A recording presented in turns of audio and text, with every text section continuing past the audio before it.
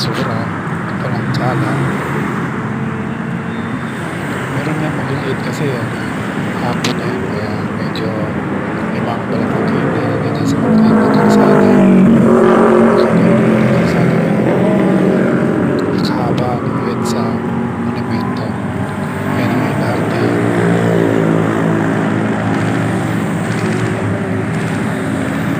Makikita niyo yung mga tarpaulin na yan, mga party list nagkalat sa mga poste. Ano po?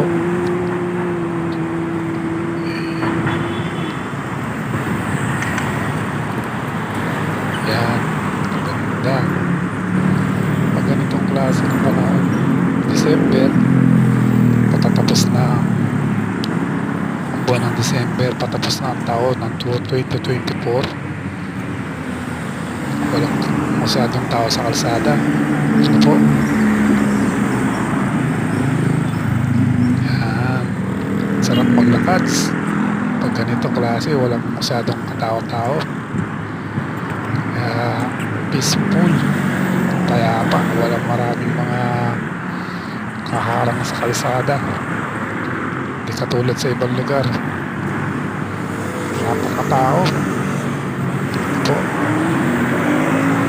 Hindi po, nandito na lang po ang aking masdan sa lugar nito ng kahabaan ng EDSA monumento po.